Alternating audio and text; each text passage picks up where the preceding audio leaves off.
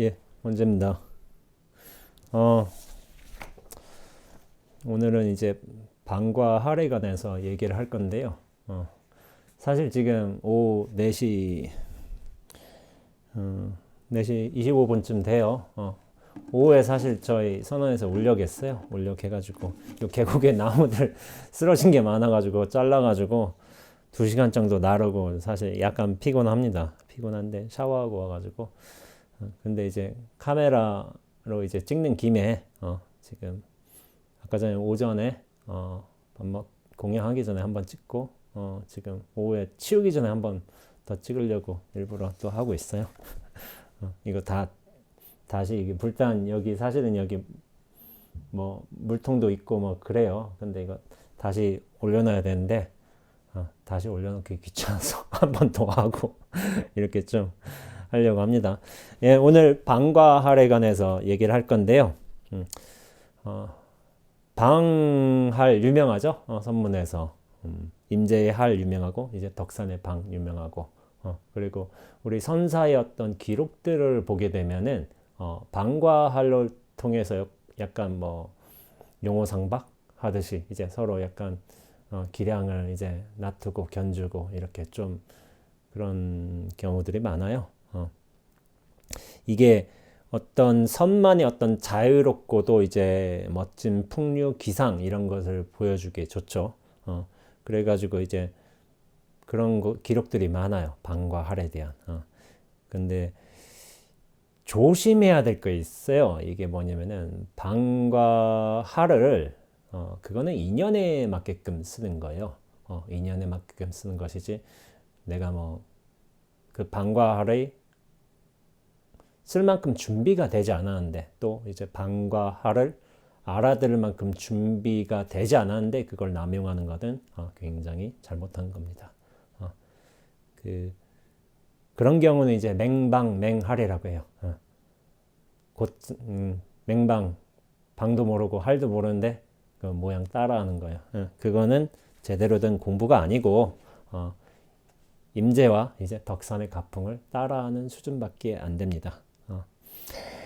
그런 좀 잘못된 경우를 제가 한번 얘기를 해드릴게요. 예전에 이제 뭐 조실 스님이 계세요. 이제 그 스님께서 이렇게 인가를 좀 해주셨나 봐요. 여러 이제 학인들이 오시면은 그냥 일반인이어도 상관없나 봐요. 그래서 이제 그렇게 독참을 하시는데 어느 날 이제 웬 건장한 청년이 하나 온 거예요. 그러면서 이게 이제 혼자 독참을 하셨나 봐요. 독참을 하셨는데 오늘 청년이 오면서 이제 가방에서 몽둥이를 꺼내드는 거예요. 몽둥이를. 그러니까 이게 직감하시거든요. 노스님이 웬 젊은 청년 하나를 상대하는데 일단 몽둥이 꺼내고 시작하니까 이거 분위기 이상하거든요. 안 좋고 분명히 방을 할 것인데 그리고 저 젊은 사람이 얼마만큼 저렇게 해버릴지 모르는 건데 그래서 결국에 스님이 어떻게 했냐면은 그래 너 공부 됐어 그래서 하니까 이 양반이 막 화색을 띠면서 막 인가를 받았다고 스님한테 인정을 받았다고 해서 막 나가버리는 거예요. 이게 굉장히 잘못된 가풍이에요. 어디서 방 써가지고 이제 몽둥이를 꺼내 들어가지고 노스님 앞에서 그러면 안 되죠. 어디서 주사들은 이제 그런 뭐 이제 그걸 따라가는 걸 배워가지고 그런 것도 있었고 예전에 무슨 방을 좀 세게 하고 할을 크게 치고 이게 무슨 수자의 기상처럼 약간 이제 착각하던 분들이 많이 계셨었던가 봐요. 그러니까 정강 스님이 예전에 그런 말씀을 하시기도 하셨어요. 이 정강 스님이 이제 송담 스님의 이제 은사 스님이고 이제 스승이신데 이제 예전에 아침 법문을 종종 계속 하셨거든요. 아침 법문에서 이제 무슨 말씀 하셨냐면 아니 요새 것들은 이렇게 공경하면서 이제 예를 갖추면서 삼배를 하면서 스님에게 이제 법을 청합니다라고 이제 말해도 법을 좀 가르쳐 줄까 말까 이제 고민이 되는데 대뜸 와서부터 이제 할부터 지르고 이제 방을 휘두르려고 한다는 거예요, 사실. 그런데 그래서 이제 정강 스님이 이것들이 괘씸해서 이제 말하기도 싫다고 이런 식으로 이제 말씀하신 적이 있어요. 그러니까 방과 할은 덕상과 임재의 가풍이잖아요. 그거를 따라하는 거예요. 이걸 맹방맹할이라고 하는 것이고, 정말 공부가 자기가 되었고, 방과 할의 진정한 의미라고 하긴 그렇고, 방과 할의 곧장의 뜻을 알아듣는다면은 더 이상 방과 할에 집착할 이유가 없습니다. 이유가 없는데, 그걸 제대로 좀 알아들으려거든 본인 스스로 잘 비워져 있는 준비가 되어 있어야 하겠죠. 근데 방과 할은 사실은 약간의 인연법이 맞아야 돼요. 인연법이 맞아야 되는데, 스승과 제자가 있다면은, 제자가 스승을 적극적으로 신임하고, 또 스승이 이제 제자의 어떤 역량이나 이제 상황을 잘 판단하는 이제 날카로운 그 안목이 있으시고, 그리고 이제 적절한 수단과 방식을 통해서 깨우침의 기회를 던져주고, 그리고 제자 입장에서는 그만큼 이제 스승의 이제 법을 잘 알아들을 수 있게끔 비어있는 준비가 되어 있어야 되는 건데, 요런 준비 과정이, 요런 인연 과정이 잘 이제 엮여 있을 적에 방과 할도 결국에 이제 제대로 된 효과를 발휘할 텐데, 이러지 못하면은 맹목적으로 이제 누군가를 따라하고 이제 자기의 어떤 뭐 공부 수준을 뭐 이제 그 억지로 뭐 드러내려고 하고 있고 그런 수준밖에 안 됩니다. 이게 스승과 제자 사이에 인연이 맞아야 된다는 게 이게 졸탁동시라고 해요. 이제 제자가 공부가 순숙해가지고 어느 정도 깨어날 인연이 되어 있으면은 스승은 그걸 보는 거예요. 그러면서 어떤 종류의 자극을 주는 거죠. 자극을. 그게 방과 할이 될 수가 있어요. 그러면은 졸탁동시란 게 뭐냐면은 안에서 이제 아기새가 이제 껍질을 깨려고 졸 탁탁 깨는 거예요. 그 소리가 이제 졸이고, 스승이 어미가 되는 스승이 이거 깨고 있네 하고서 그 상황 보고서 밖에서 같이 깨주면서 그 알을 깨면서 확 나오게끔 서로 동시에 이제 깨는 작업인 거예요. 그런 거 이제 스승과 제자 사이에 인연이 잘 맞을 적에 방과할이라는 방편도 잘 쓸 수 있어요. 벽암록 11칙에 황벽의 지개미, 뭐 술 찌꺼기 먹는 놈, 뭐 이런 공안이 있어요. 여기서 이제 방은 아니더라도 이제 좀 때렸다는 이제 그런 인연이 있어요. 거기서 잘 소개되는데, 황벽 스님이 주지된 이후 기봉이 매우 높았다.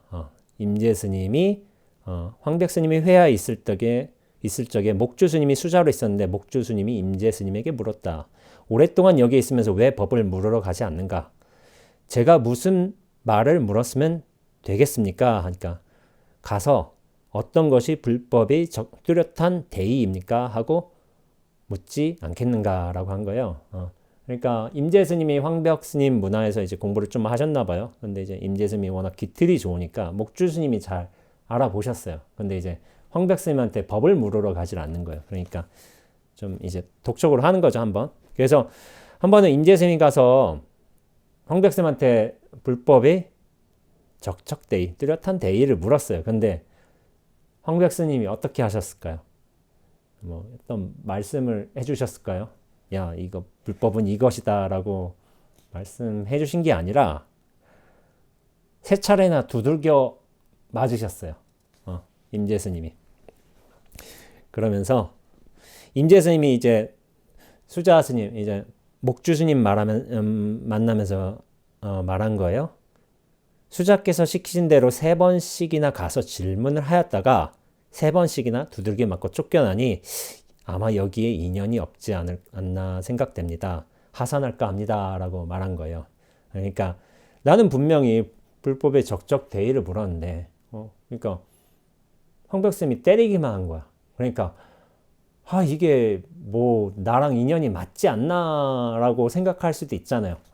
기본적으로. 그렇기 때문에, 근데 이제 목주 스님은 좀 안타까운 거야. 이 임재 스님이 이게 보통 스님이 아닌데 자기가 보기에는 그래서 이제 황벽 스님한테 따로 가서 말씀하신 거예요. 질문했던 상자 임재는 매우 얻기 어려운 인물입니다. 스님께서는 어찌해서 땅을 파서 한 그루의 나무를 길러 후인들에게 시원한 그늘이 되게 하지 않으십니까? 라고 한 거예요. 나도 알고 있다 라고 황백스님이 대답을 했죠. 그러니까 기틀이 좋은 사람이에요. 굉장히 안목도 좋고 준비가 어느 정도 잘 되어 있는 인물이었던 거죠. 임재 스님이. 그러니까 요 인물 잘 키워서 후인들에게 시원한 그늘, 훌륭한 선사로 왜 만들 생각을 하지 않으십니까? 나도 알고 있다라고 하신 거예요. 그런데 이제 임재스님이 와서 이제 하직을 하려고 이제 황백스님한테 인사를 드렸죠. 그러니까 황백스님이 그대는 다른 곳으로 가지 말고 고한 여울가에 대우스님을 뵙도록 하여라라고 말했던 거예요. 그러니까 임재스님이 곧장 대우스님을 찾아갔죠. 그러니까 황백스님과 있었던 일을 물은 거예요. 근데 이제 불법에 적적한 대의를 물었는데 저희 허물이 도대체 어디 있는지를 모르겠습니다라고 이제 대우스님한테 이제 고백을 하는 거죠. 그러니까 대우스님이 이런 말씀하신 거예요. 중요해요. 황벽스님이 그처럼 높아심이 간절하여 그대를 위하여 사무치게 수고를 했는데도 다시 허물이 있고 없는 것을 말하느냐. 임재스님이 호련히 크게 깨쳤다. 황벽스님이 임재스님을 위해서 그렇게 높아심으로 수고를 했다는 거예요. 수고를 했다는 게 뭐죠? 3번 때리셨어요. 3번. 그게 수고를 했다는 거예요. 그러니까 거기서 임재스님이 호련히 듣고 깨친 거예요. 왜 깨쳤을까요?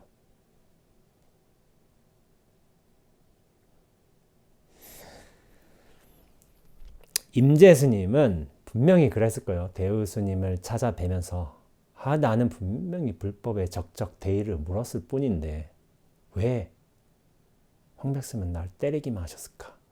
이 고민, 이 의심, 이것을 쭉 이어가면서 대우스님을 만나러 갔을 거예요. 며칠 동안. 도대체 이유가 뭘까? 도대체 이유가 뭘까? 이게 이 의심으로 준비가 되었던 거예요. 그러니까 대우스님 인연을 통해서 확 깨쳐버린 거예요. 그러니까 임재스님이 어떻게 하냐면 황벽이 불법이란 게 참 대수롭지 않은 거구나. 이게 무다자라고 해서 이제 볼품 없구나 이런 식으로 많이 하더라고요. 그러니까 이제 대우스님이 이제 괘씸한 거예요. 그러니까 멱살을 움켜쥐고 딱 말한 거예요. 아까 전에는 뭐 자기의 네 허물이 어디에 있느냐 없느냐 그런 말하더니만 이제는 황벽을 비방하는 소리인기냐 하니까 멱살 잡고 탁 말하니까 임재스님이 멱살 잡혀도 쓱 웃었을 거예요. 대우스님의 이제 갈비 아래를 주먹으로 3번 툭툭 쳤다는 거예요. 툭툭 3번 치니까 대우스님이 이제 멱살을 놓고 말한 거예요. 내 스승은 황벽스님이 나와는 관계없는 일이다 라고 황벽스님한테 보냈다는 일화가 있습니다. 자, 이게 선문답이에요. 선문답이고 문답이 아니지만 이제 행위로 드러났죠. 행위로 드러났는데 여기 이게 축 치고 뭐 때리고 있잖아요. 이게 어떻게 보면 임재 스님은 하를 했지만은 방의 가풍이 여기서 좀 드러난 것 같기도 해요. 근데 황벽스님이 임재스님이 공부가 무르익었으니까 이 방을 통해서 알아들이리라고 좀 생각하고서 했지만은 통하지 않았어요. 근데 이제 정작으로 그게 의미가 통했던 거는 대우스님이었던 거예요. 근데 이제 고고정령하게 가르침으로 이렇게 임재를 이끌려고 했던 건 황벽스님이기 때문에 대우스님은 임재스님을 황벽스님에게 돌려보내려고 한 것이죠. 여기서 무문관 칠칙공안도 한번 말씀드려 볼게요. 조주세발입니다. 조주스님한테 한 학인이 물었어요. 자기는 이제 공부를 열심히 하고 이렇게 부처님 대의를 찾고 있는데 아직 찾지 못한 거예요. 그러니까 조주스님한테 가르침을 주시옵소서 이렇게 하니까 조주 스님이 뭐냐면 그 학인 스님한테 아침에 죽은 먹었냐? 라고 물은 거예요. 그러니까 예 라고 말했겠죠. 먹었으니까. 그럼 바로 씻어라 라고 말한 거예요. 그러니까 거기서 툭 깨치신 거예요. 근데 이제 이게 아마 식사 자리였다고 생각을 해야 되는 게 맞겠죠. 바로 씻어라 했는데, 근데 왜 깨쳤을까요? 별거 아니잖아요. 죽 먹었냐? 예. 바로 씻어라. 거기서 툭 깨친 거예요. 이것도 준비가 되어 있기 때문에 가능한 일입니다. 준비가 되어 있으니까 깨어나는 거예요. 죽과 바로에는 아무런 의미가 없습니다. 그리고 뭐 죽을 먹어라, 바로 씻어라에도 의미가 없습니다. 그럼 왜 깨칠 수 있었느냐? 곧장 들었기 때문이에요. 곧장 들어서 가능한 일. 앞에 임재 스님은 황벽 스님한테 맞았잖아요. 사실 곧장 맞았으면 바로 깨쳤을 거예요. 근데 좀 늦었어요. 대우 스님으로 가는 며칠 동안 이렇게 왜 맞았을까? 그 이유가 뭘까? 고심고심 하면서 가다가 나중에 대우 스님이 고구정령이 그렇게 너를 높아심으로 이렇게 가르쳐주려고 했는데 네가 몰랐구나 할 적에 그때 깨친 거예요.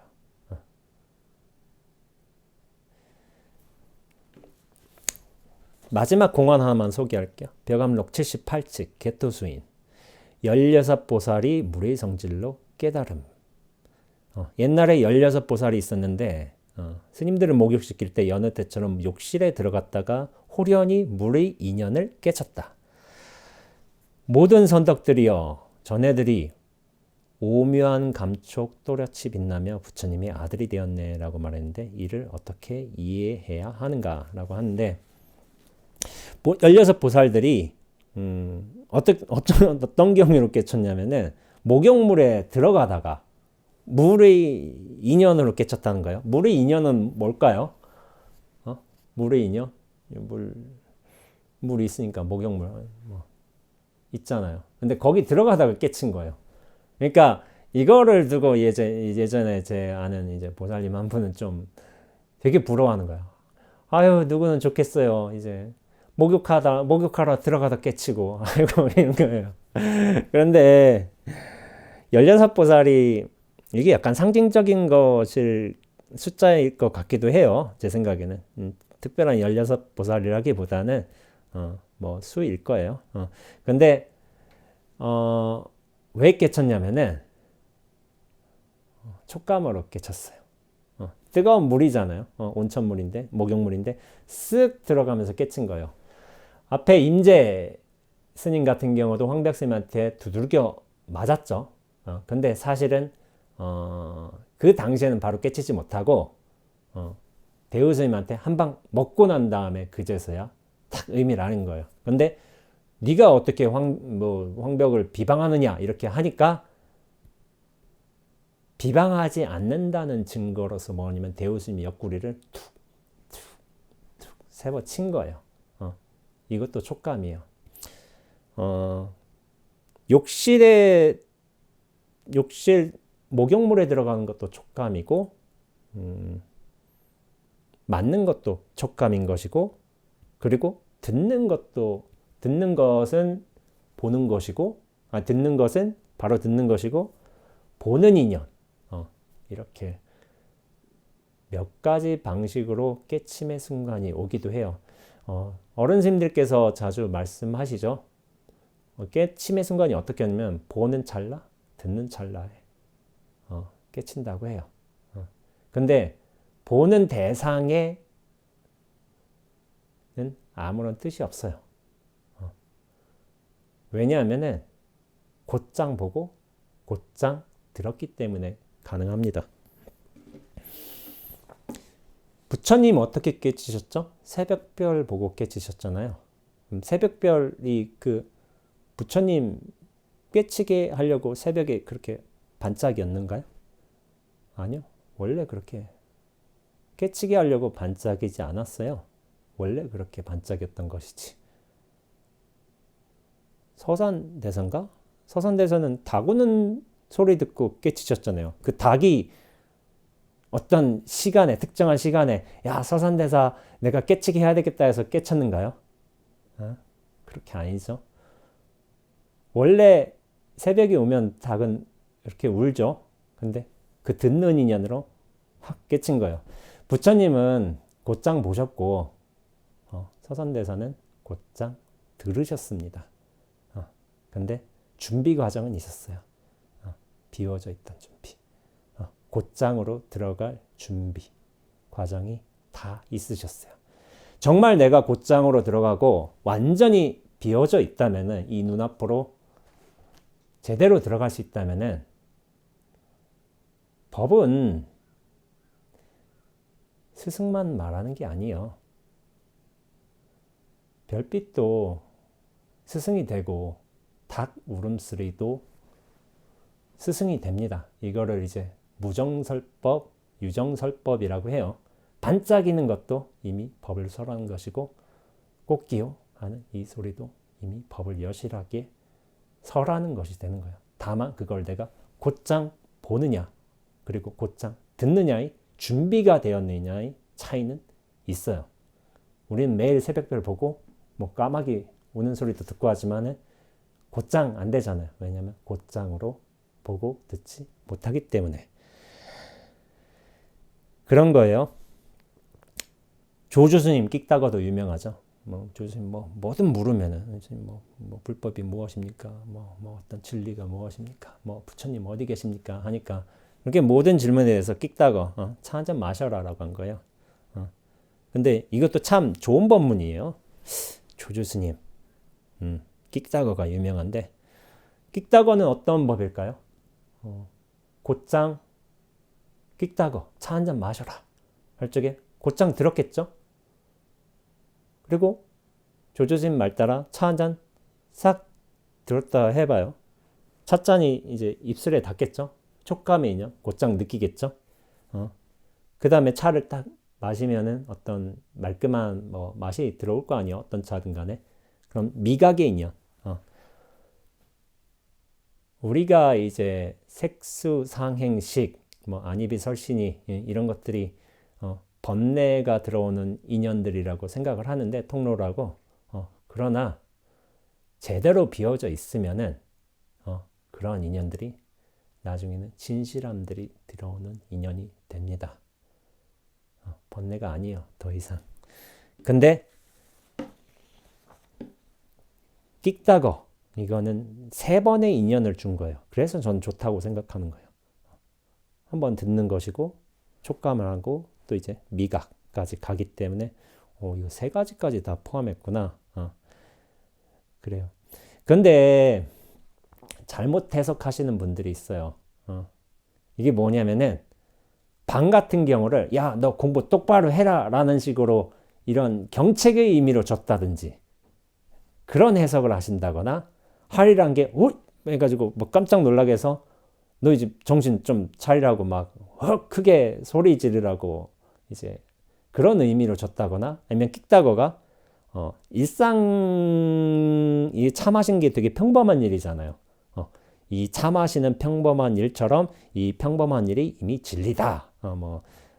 평상심이 도다. 이런 식으로 해석하는 건데, 사실 해석을 거치면 틀렸어요. 왜냐하면 이 모두가 곧장의 일이었기 때문에. 제가 이런 글을 쓴 적 있어요. 이 곧장으로 제대로 가려면은 스스로 비어져 있어야 합니다. 비어 있어 가로막히는 게 없는 까닭에 곧장 듣고 곧장 맞고 또 곧장 만나는 겁니다. 제가 늘상 이야기하지만 이 일은 곧장의 일입니다. 그러나 곧장을 지나서 생각으로 대하려고 그 모든 것을 생각으로 해결하려는 데에서 많이들 어긋나게 됩니다. 생각이란 건 그걸 해석이란 거예요. 그리고 이런 식으로 규정하고 싶은 거예요. 참선이란 것은 선에 뛰어든다는 의미입니다. 모름지기 참선이란 말이 많이 있는데 선에 뛰어든다는 거예요. 선에 뛰어든다는 건데 제가 좀 이거를 좀 다르게 말할 수도 있을 것 같아요. 눈앞으로 뛰어드는 거예요. 눈앞으로 제대로 뛰어드는 거예요. 모름지기 이 공부는 직접 뛰어들어서 직접 겪고 직접 깨닫는 것이 기묘합니다.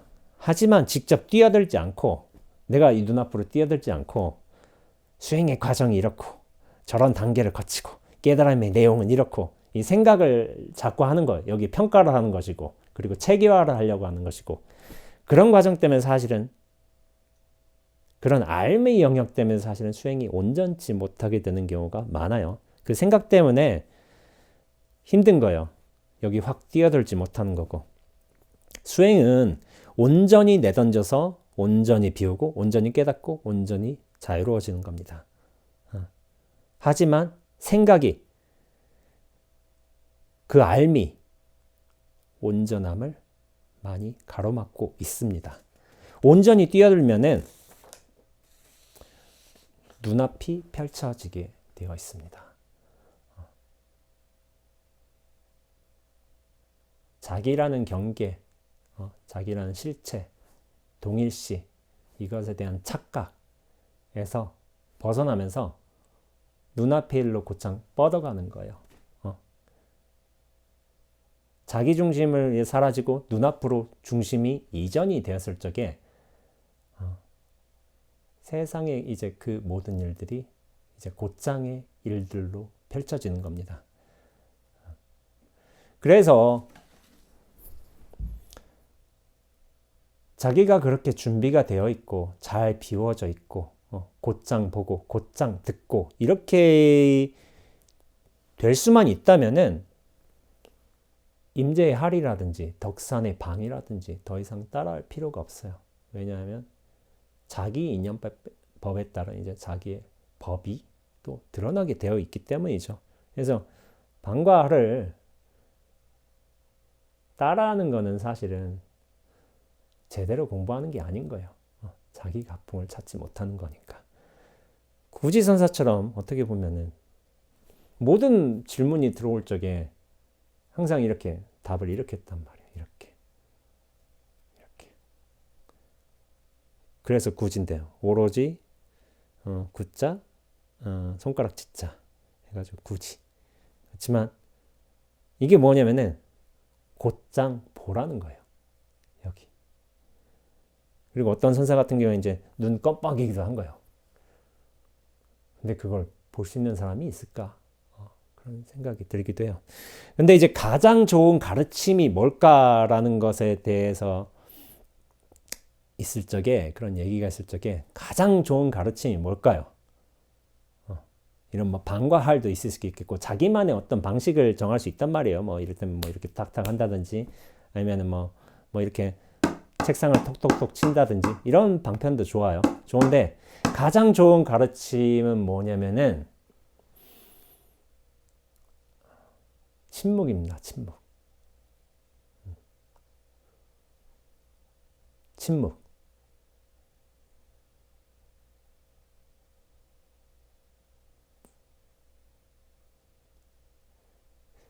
그러나 아쉬운 게 침묵을 들을 수 있느냐의 문제가 있는 거죠. 침묵은 온전히 펼쳐져 있는데 이것을 과연 들을 만한 역량이 되겠는가? 그리고 사실 침묵을 들을 역량이 되어 있고 그만큼 비워져 있는 준비가 되어 있다면은 이미 스승을 의지하지 않고도 다양한 유정과 무정의 설법을 통해서 자기 스스로 깨어나고 깨달음의 길로 가고 있을 거예요. 대부분은. 침묵을 이미 들을 정도면은. 그렇죠. 큰 스님이 항상 법문하러 이제 올라가시잖아요. 올라가시는데 이것이 이제 세 단계를 거치게 돼요. 세 가지 설법을 거치게 됩니다. 큰 스님이. 이게 법상에 올라가시죠. 딱 올라가서 가만히 앉아 있으세요. 가만히 앉아 있다가 이게 첫 번째 법이에요. 침묵의 법. 두 번째, 침묵의 법을 알아듣지 못한다면 어떻게 되냐면 그 다음에 주장자를 들으세요. 이 주장자 보라고. 곧장 보라고. 근데 보는 게 좀 안 된다 싶으면은 주장자를 내서 퉁 하고 치기도 하죠. 이게 뭐냐면은 곧장 들으라고. 보고 듣는 두 번째 이 단계가 또 통하지 않았다. 그러면 이제 세 번째로 가게 되죠. 세 번째는 뭘까요? 예, 그때부터 법문을 하게 돼 있어요. 말이란 건 뭐냐면은 개념, 논리, 생각, 설명인 거야.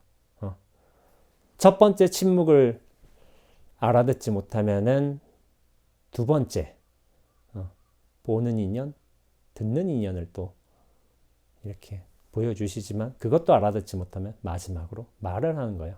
그래서 이제 선문에서 말을 거친다는 게 제일 마지막 수단 그런 거예요. 굉장히 뛰어난 수자들 같으면은 공부인 같으면은 이미 침묵의 법을 들었겠죠. 그리고 그보다 약간 늦었다면 보고 듣는 데서 곧장 깨쳤겠죠. 그러나 이 인연도 마련되지 않았다면 결국에는 말을 통해서 글을 통해서 이런 법문을 통해서 이런 깨달음의 어떤 바탕을 마련해 갈 수도 있는 거겠죠. 이렇게 법문을 들으시겠지만은 좋은 거는 곧장 보고 곧장 듣는 거. 그게 무척이나 좋습니다. 그리고 정말 곧장 듣고 곧장 들을 수 있다면은 눈앞에 펼쳐진 침묵의 법도 이미 듣고 계실 겁니다.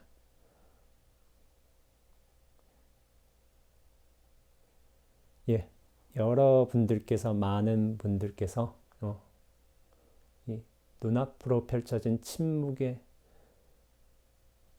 법을 곧장 들으실 수 있을 때가 오리라고 생각합니다.